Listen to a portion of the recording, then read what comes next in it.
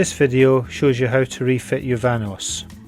If you didn't replace the diaphragm springs or remove the hubs, just click the link to jump to the appropriate section of the video. Remove the locking ring from the exhaust camshaft, but leave the hub in place. Prepare to install the exhaust camshaft by oiling the bearings. Pause and read the slides so that you install the diaphragm springs correctly, especially if fitting new S62 springs. The number in the black rectangle refers to the drawing number in the table on the website. Click top right for more details. Fit the hub onto the camshaft and position the camshaft on the engine. Don't forget to loop the chain over the sprocket. And take care not to allow the diaphragm spring or shim to fall into the engine. Twist the camshaft so the lobes of number 1 cylinder are horizontal.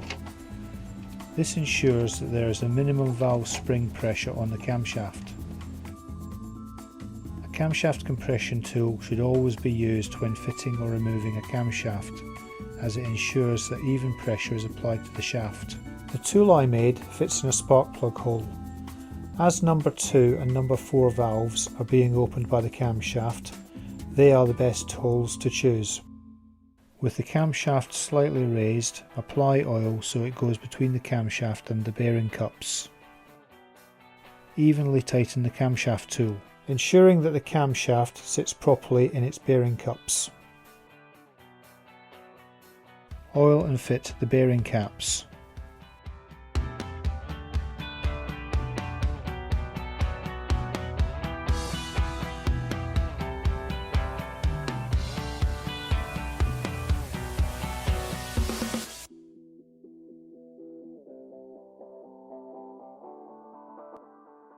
Screw on the nuts to approximately 5 Newton meters.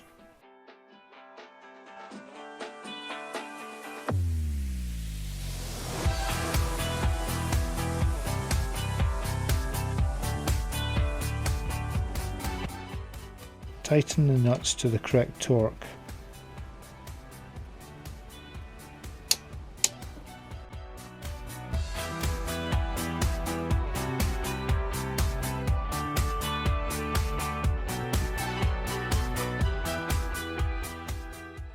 If you used a camshaft compression tool, remove it and refit the spark plugs.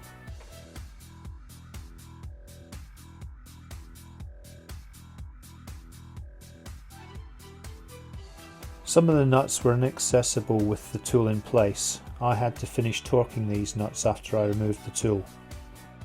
A is for Auspuff. Twist the camshaft so the camshaft locking tool is properly engaged. This section about setting up the exhaust sprocket is one of the most important sections in the video. Inevitably, the exhaust sprocket is going to be in the wrong initial position. This is where mine was when I fitted the camshaft. The bottom of the slot was approximately halfway between the teeth of the camshaft sensor gear when I turned the sprocket in the direction shown and tensioned the chain between the crank and the exhaust sprocket. The correct position for the slot should be approximately 1/4 of the way up the gap as shown. We adjust the slot position by turning the sprocket relative to the chain. We can only do this one tooth at a time and in a clockwise direction looking at the front of the engine, or anti-clockwise as seen on this video. Click the link to see how to move the sprocket one tooth at a time. This is the correct final position of the slot relative to the camshaft sensor teeth when the sprocket is turned in the direction shown.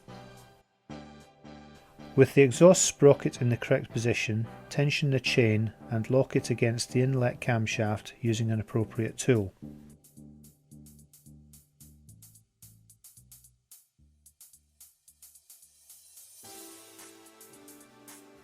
And confirm the exhaust sprocket is still in the correct position.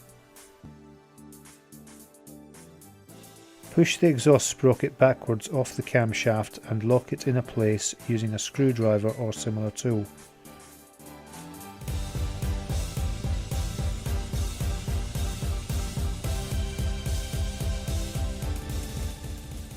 Remove the original locking tool, but maintain the tension on the chain and fit the inlet sprocket.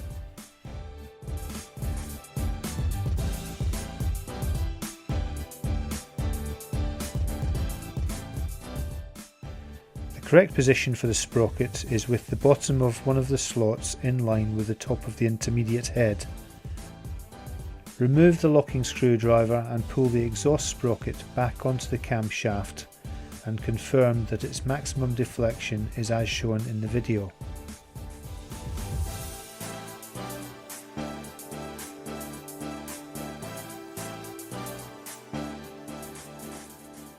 Install the inlet locking ring. Make sure that it is orientated properly as shown, with the hinge at the 1 o'clock position.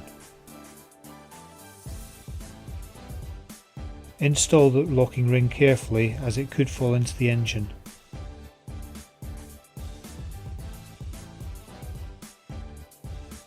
Hold it in place with an appropriate thin tool.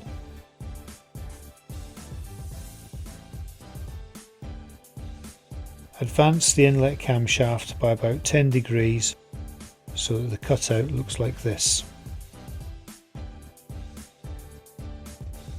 Pause and read the slides so that you install the diaphragm springs correctly, especially if fitting new S62 springs.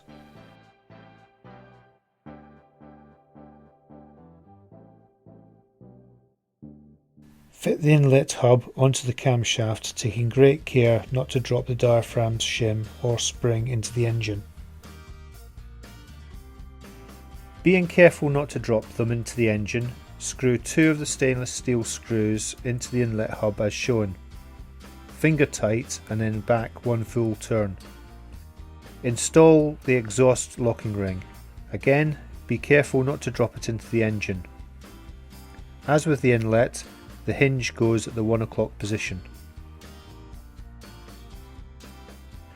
Twist the hub so the tangs are horizontal and install 2 stainless steel screws from the rear of the sprocket. Again, finger tight, then back 1 full turn.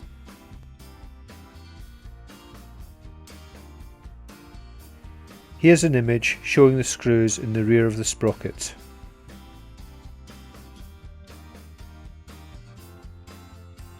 It's very important that the hubs are free to rotate, but that the screws aren't so loose that they will fall out. Before refitting the chain tensioner, you need to empty it of all the oil. You do this by pumping it twice. You will need to do this on a hard surface and be prepared to absorb the expelled oil. Install the centre section so the tangs go either side of the tensioner inside the engine. Using a new seal, screw the chain tensioner into place. Once fitted, you should still be able to remove the circled screw. E is for Einlass. Adjust the inlet camshaft so the camshaft tool is properly seated.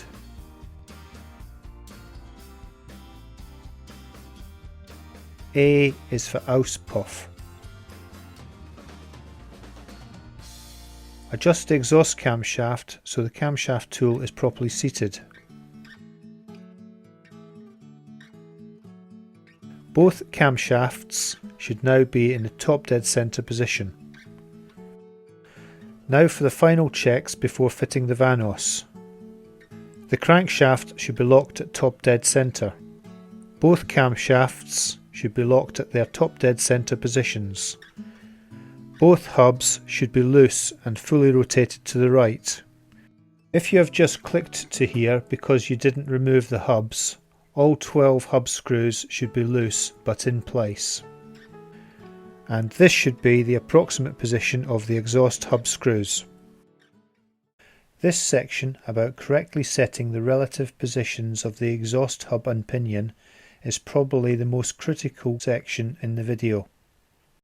Remove the exhaust pinion from the VANOS. Starting with the hub fully twisted to the right, engage the pinion to the correct depth and note the position of the screws.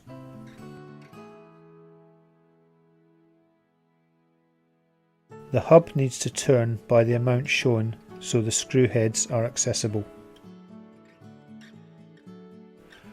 Mark the hub and mark the spline on the pinion. There's a gear fully withdrawn, so the hub's free to turn. That's it fully across to the right. It can't engage on the tooth to the right of the marked tooth. So as I turn the hub to the left, the marked tooth is the first tooth that engages. As it goes in, the hub continues to twist, and that's approximately how far in the hub goes when connected to the VANOS.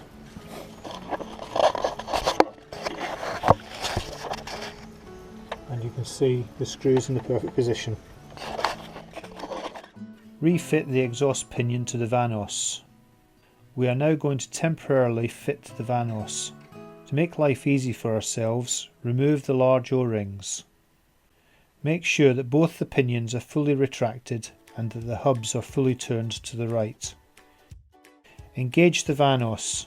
The exhaust pinion engages first, so make sure that the marks line up.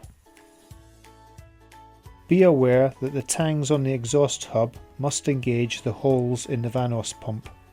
Twist the inlet hub so that it engages with the first slot available. Push the VANOS fully home and confirm that the exhaust hub screws are accessible.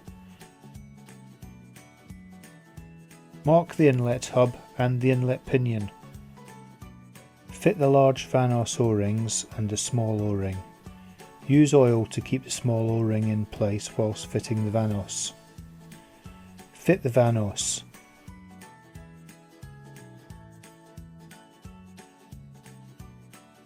Align the exhaust and inlet markings.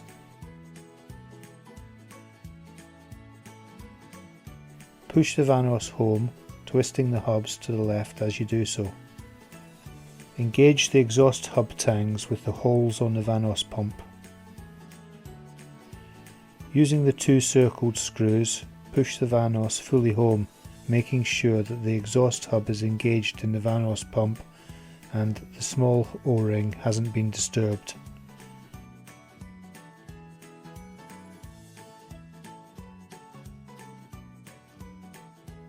Confirm that the screw at the back of the exhaust sprocket is fully accessible. Fit the screw shown finger tight. With the crankshaft locked, the camshaft locked, and the VANOS in position, we now torque up these two bolts and these two bolts.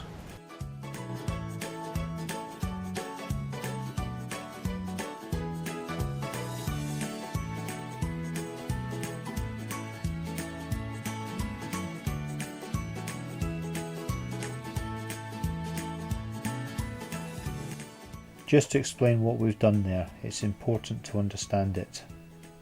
This is a schematic of the links between the piston and the valve in the S50 engine. The interfaces in red are areas where there is play that can be removed by rotating the engine forward and taking out the backlash. The interface between the sprocket and the hub is a diaphragm spring. The diaphragm spring is used to absorb chatter and allows for a more progressive change of camshaft position when the VANOS advances and retards. The only way to ensure that the valve timing is correct is to make sure that there is no slip between the sprocket and the hub. We do this by compressing the diaphragm spring with the correct amount of force. If the crankshaft were turned before clamping the hub to the sprocket, the hub wouldn't move until the stainless steel bolts were pushed by the slot in the sprocket.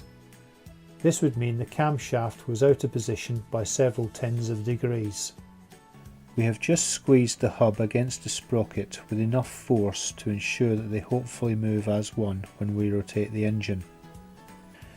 Now we've done that, we can unlock the crankshaft, unlock the camshafts, and advance the engine by 240 degrees so that we can access the next pair of screws. Fit and torque to 10 Nm the next pair of screws on the inlet hub.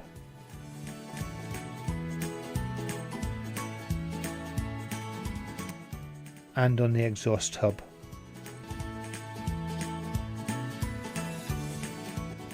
Rotate the crankshaft by another 240 degrees to give access to the last pair of screws. Again, fit and correctly torque the inlet hub screws.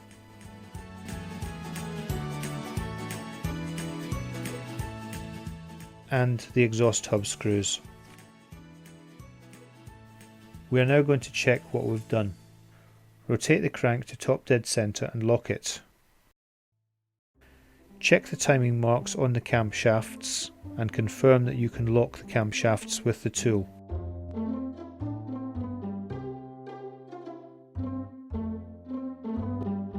If you had any problems aligning the camshafts, you may find the answer in this section. Fit the solenoid positioning tool. Unlock the camshafts. Apply 8 bar of compressed air. Fully advance the exhaust camshaft and then fully retard it.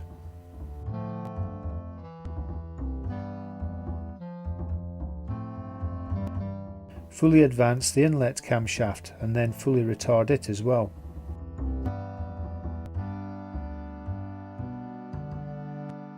Disconnect the air supply and purge the VANOS. To make sure the chain is properly tensioned, rotate the crank through 720 degrees and then lock it at top dead centre. Now recheck the camshafts. The maximum allowable gap under the tool is 0.5 mm. If the camshafts are not aligned, you should loosen all the hub screws, offset the camshaft by the appropriate amount, and then go through the process again until they pass the test. Disconnect the solenoid positioning tool. Now to finish off putting everything back together. Loosen the 2 VANOS securing screws and pull back the VANOS. Apply sealant to the VANOS bridge and allow it to set.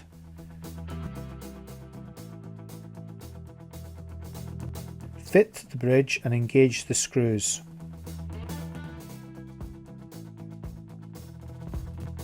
Push the VANOS forward using the 2 securing screws. Tighten the bridge screws and remove any excess sealant. Attach the chain guard. Install the other VANOS securing screws.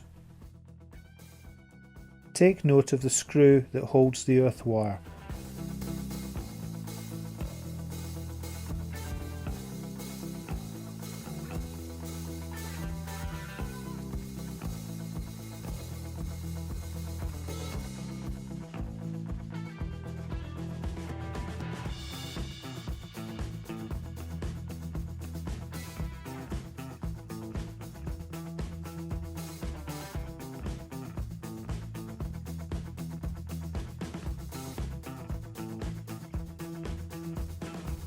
Remove the oil feed adapter. Make sure the pressure relief valve is tight. Attach and secure the oil feed pipe. Attach the solenoid connectors. Remove the crankshaft locking pin, the crankshaft turning tool, and the camshaft locking tool. Refit the cam cover.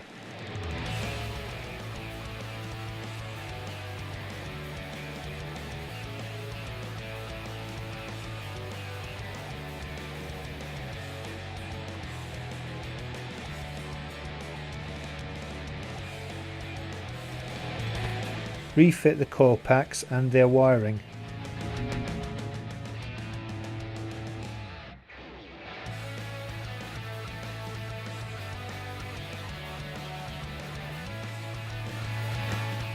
We are now going to get oil pressure in the engine without starting it. Check the oil level. Remove fuses 13 and 18. These are for the fuel pump. Reconnect the battery and crank the engine. Do not allow it to fire.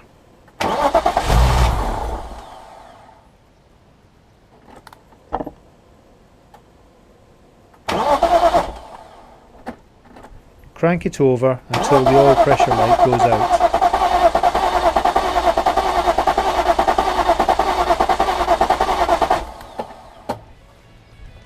Reconnect the fuel pump fuses.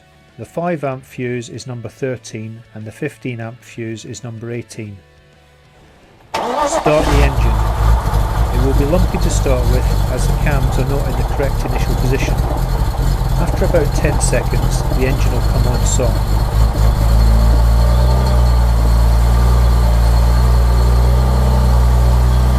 Bit of hesitation to start with. Obviously waiting for the VANOS pressure to get up. Now the VANOS has kicked in.